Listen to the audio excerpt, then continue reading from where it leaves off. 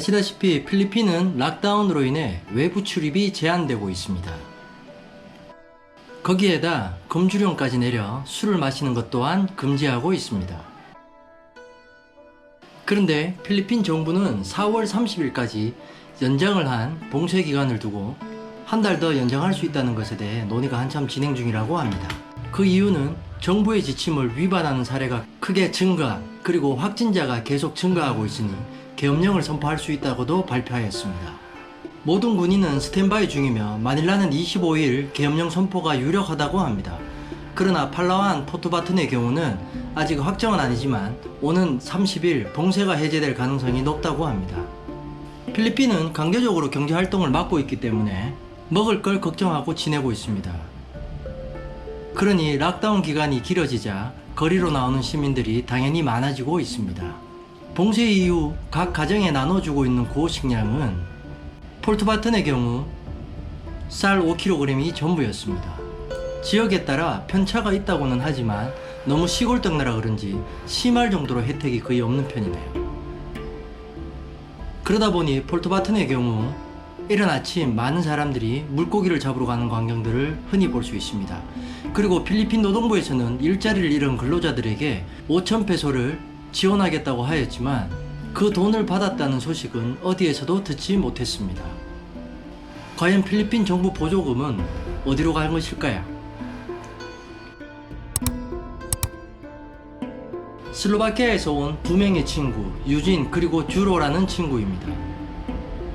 뮤지션으로 활동을 하고 있으며 서로 다른 그룹에서 보컬과 베이스 기타를 맡고 있다고 합니다. 작년 11월 폴트바튼을 방문, 너무 좋아 다시 찾은 폴트바튼. 1년간 휴가 계획을 잡고 다시 찾은 폴트바튼이었지만 코로나가 와서 오도 가도 못하는 상황이 되었습니다. 주로라는 친구가 일주일 전 술을 마시고 넘어져서 눈 주위에 쇠바늘을 꼬매는 사고가 있었습니다. 그때도 집 밖을 나가지 못하는 상황이라 주위 필리핀 주민들의 도움으로 동네 동사무소에서 치료를 받을 수 있었다고 하네요. 근데 치료가 끝나고 군인들이 끌고 가서 왜 술을 마시고 소란을 피우냐, 술을 마시면 안 된다, 그렇게 구타까지 당했다고 합니다. 심지어 소총까지 이마에 겨누기도 했다고 합니다. 밤 10시경 끌려가서 앉지도 못하게 하고 눈에는 라이트를 비추고 한숨도 자지 못하고 오전 9시경 숙소로 다시 돌아왔다고 합니다. 근데도 매일 술을 찾아다니는 엄청난 친구들입니다.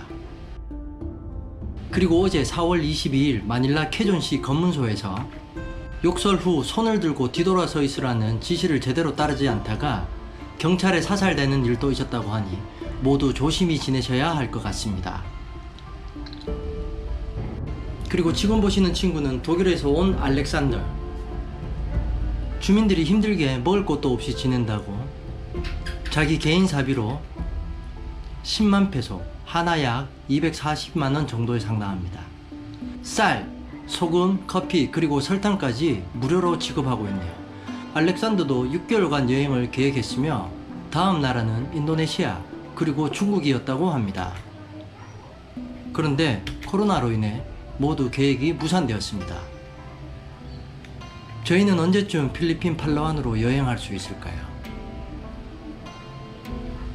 하루빨리 그런 날이 오길 기다리며 팔라완 50이었습니다. 시청해주셔서 감사합니다.